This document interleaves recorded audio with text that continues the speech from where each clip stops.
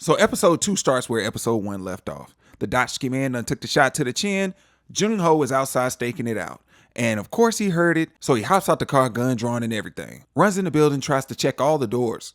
And then he finally hears somebody making some muffled noise in one of the rooms. Comes in, finds Mr. Choi all tied up and distressed. Tells him where to find Mr. Seong. So Junho runs straight to that room, sees Mr. Seong standing near the body, and immediately tries to arrest him, talking about you're under arrest for suspicion of murder. Like, fam, you just got here. At least ask a few questions. And this is why those folks in that community kept saying that all the police are good for is harassment. And I'm glad Mr. Choi, also known as Woosuk, stayed on the scene because he slid in the room so quiet and absolutely clocked Junho with what looked like a fire hydrant. And then he officially gets to introduce himself to Gyun. He was like, hey, I'm Mr. Kim's partner, and I was in all the videos and all the chats. There's a way for you to verify, so don't shoot at me. So when Junho comes to, he's tied up in the bathtub and he's having a conversation with Gyun. And then they started talking about the encounters that they had, and one of those encounters was actually on the island. And Gyun, being so suspicious, was like, oh, so you work over there? Who do you know? Like, he was real quick with it. And Junho was like, absolutely not. I infiltrated, though. He said, I did walk up on you and ask you if you knew somebody named Inho, to which you replied, nobody really uses names in here. So here comes that question that somebody else asked before. Do you know what the front man looks like? Have you seen him? And of course, Junho lies again. Now, I'm trying to figure out what he's doing because I really don't understand why he's protecting his brother like this. Like, if he told the truth, he could have probably helped a whole bunch of people. Imagine him showing a photo of his brother to Gyun. And when it's time to infiltrate the island, he'll know exactly what to look for. And then he talks about how he wants to help Gyun and be a part of the team. And then Woosuk pops up and is like, absolutely not. Do not do it. All cops do is harass us. And at this point, I actually do agree with him because this man is not telling the truth and you start a relationship out with a lie. But Gyun accepted him anyway and allowed him to be part of the team. And then they walk in that room full of money. And Woosuk was like, oh, so you weren't lying. You actually did win all that money. Then there's a literal hole in the wall where he goes to practice shooting guns. He had a whole armory back there. He was like, Juno, you might as well go ahead and quit that job if you're going to come work with me. So then there's a scene where you see Gyun standing outside of the Sungwoo's fish store. Quick flashback. So you remember last season, the top 3 in the Squid game was Sae-Bayok, Sangwoo, and Gyun. Now, before the final game, Sae-Bayok was talking to Gyun, and she was like, hey, whichever one of us gets out of this game, we need to promise to take care of the other person's family. Because she had a brother in an orphanage, and her mom was trapped up north, and she said she was going to come back and get them after she got enough money to buy them a house. She didn't survive past that scene because she had lost a lot of blood because she pulled that piece of glass out of her stomach. And now Sungwoo didn't even allow her to have a chance to live because he went ahead and hit that throat up before help could arrive. But everybody knew she wasn't going to make it. And then in the final game, Sungwoo asked Gyun to take care of his mom. And they were friends, so he knew exactly where to go. So at the end of last season, he went to go get Sae-Bayok's brother out of the orphanage, and then he brought him to Sungwoo's mom. And this kind of solved a couple of issues momentarily because she wouldn't be lonely, and she had somebody to feed and take care of and nurture, and he wouldn't be in an orphanage. And he left a whole suitcase of money to take care of little man before he ran off. So when you look at the present day, he's going over there to check on Sungwoo's mom, and he's seeing the little boy. He's growing. He's really excited. It looks like there's some joy in his life. So that's really cool. So in the next scene, you see Seong talking to a broker, and he's trying to get Sae-Bayok's mom down here from the north and reunited with her son. And the broker says she's not well enough to travel. And he said once she gets better, they'll square that away. So he's honoring promises that I didn't really hear him make in the previous season. But he's really out here trying to do good for those folks and honoring what their last words were. And that's a really cool thing. I don't have no problem with that. I just wish he would have done this for his daughter. Like he literally said, when I get out of here, I'm going to take care of her. But what are you doing, fam? This man get on the phone and start breathing heavy and stuff, and she knows it's you.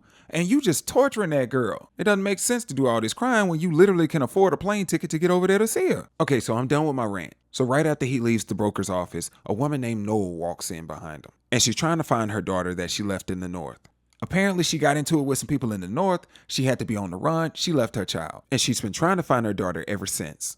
And the man is like, listen, I've exhausted every resource. I don't know what to tell you, but no one has found this baby. And it's hard to say that that baby survived because they were so young when you left them. And essentially, he said, my advice to you is just forget about that child. And I hate to say that because I'm a parent too. But there's nothing I can really do. It doesn't matter how much money you slide my way.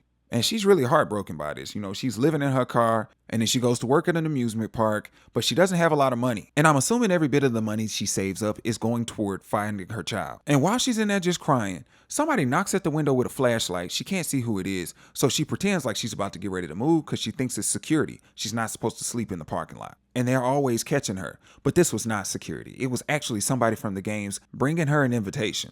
I must say, the people from the games got way too many resources. I know it's run by the rich, but bruh, y'all be able to find people at all times of the day. Y'all are able to block whatever you need to block, find whatever you need to find.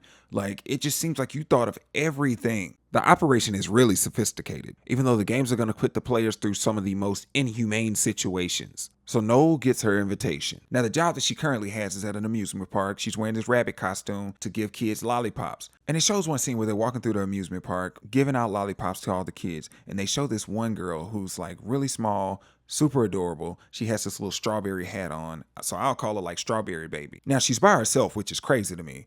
But she's there and she's seen all these other kids get lollipops from all the different characters, and she's getting nothing. Nobody's even paying her any attention. She's kind of sad, but then all of a sudden she gets a tap on the shoulder, and the rabbit is standing there when she turns around, and she hands her the lollipop. And it brings so much joy to her face. It was so precious. And she's so moved by that she actually draws a picture of her and the rabbit together and gives it to her. She goes into their dressing room. She's not supposed to be over there, but she gets there somehow. But then she starts crying because somebody walks into the mascot room without his head on, and she freaks out.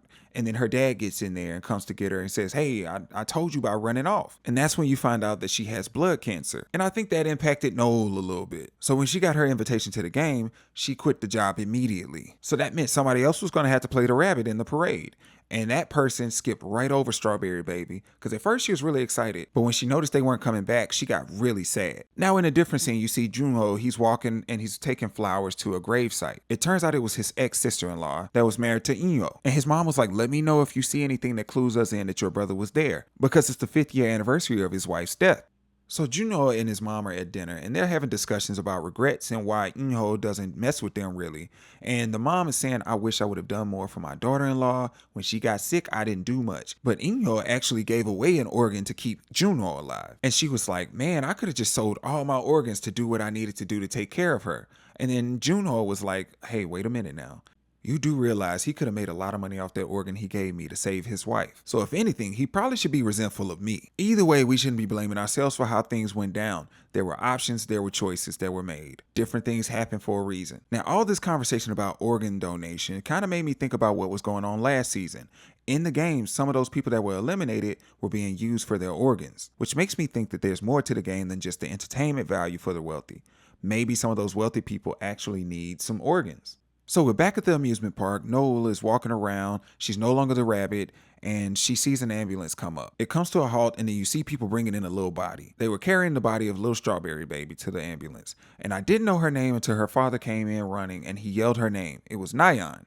Lil Nyan fell out. They took her to the hospital. And when they drove off, Noel recognized that they dropped her hat. So she went over there to pick it up. And I think what connects Noel to Nyan is that she's seeing her own baby in her. And that's why she went to the hospital to check on Nyan. And while she was sleeping, she dropped off that hat. Meanwhile, Gyun is over here getting his tooth pulled so he can replace it with a fake one with a tracker in it. And that's the kind of commitment you need to deal with crazy people. And all of this is to prepare them for the event that they're going to at the Halloween party. The only two people that are going in the party is Gyun and Woosuk. So with that tracker, they already have 2 teams assembled to follow them. Now, for a second, I thought they had some really good ideas, but then I thought about it. You can't really fight capital in the way that you think you can. The pocket is usually much deeper and the reach is way too far. So they send 2 PlayStation buttons to come pick up the package. That's Mr. Seong. One is there to tap Seong on the shoulder and say, come with me. The other one is there to neutralize Woosuk. He tased that man with the quickness. So they ended up taking Seong to the alley and putting him in a limo. So while Seong is in the limo, he's back there with the piggy, and that piggy has a speaker to it. So he's talking to the front man, and the front man is like, what do you really want? And Seong replies, I want to end the game for good. And the front man comes back with the same talking point that Mr. Dotchke said. He sees the players as trash to dispose from society. This must be written in an employee handbook or something. And he said, if the world doesn't change, the games don't end. And Gyun is like, you treat us like racehorses, but we're actually people. And the front man was like, let me get this straight. Your plan is to ask the horse owners to stop the race? Now, while they're having this conversation, it seems like they just been circling the block going in the same pattern. And what ended up happening is one of the PlayStation buttons was on top of the roof of one of the surrounding buildings.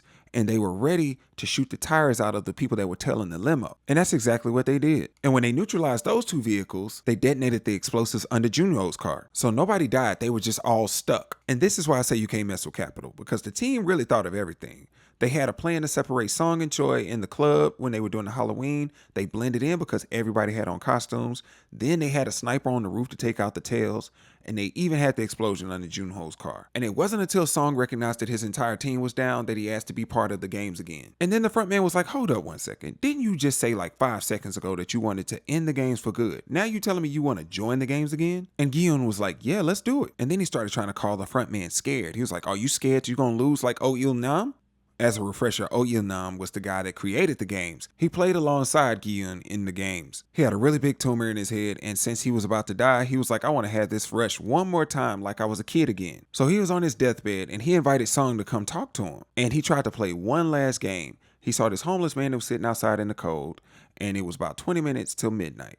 And he said, let's play a game. If that man gets help, I lose. Now, if he doesn't get help, I win. Now, while they were waiting to see if anybody did anything, they had a conversation, and essentially he did say exactly what it was. Rich people are bored when they got too much money, so this is what they do. And in my mind, I'm like, so you not rich enough to just help people? Surely somebody can use that excess money that you don't know how to use. But here we are. So the clock was almost at midnight, and nobody had come back to help the homeless man. But then somebody showed back up with the police to get him some help, right before the clock struck 12. And Oh Ye Nam died right then. And just to make sure, Song walked over to that dead body and was like, you lost. And all it took for Song to be added to the game again is for him to challenge the front man. So they gas him, put him to sleep, and then the window from the partition goes down. And of course, the front man is in the front seat. And the frontman said, welcome back to the game, 456. Now, personally, I think they did all this on purpose to make him want to join the game again. I bet the line on him to lose or win is crazy because these people see the folks as expendable and disposable and they're not anything exceptional. So they're essentially assuming that it's all luck from his end. But if he comes back and does it, it'll be a crazy game. So at the end of episode 2, we got everybody getting ready to go over to the island. And now it's time for the games to really begin. So I really appreciate you for watching this video. And if you made it this far, please hit the like button, share it if you can, comment, let me know if I missed anything, let me know if I did a good job. Remember to hit that subscribe and notification bell so you can get new content as soon as it drops.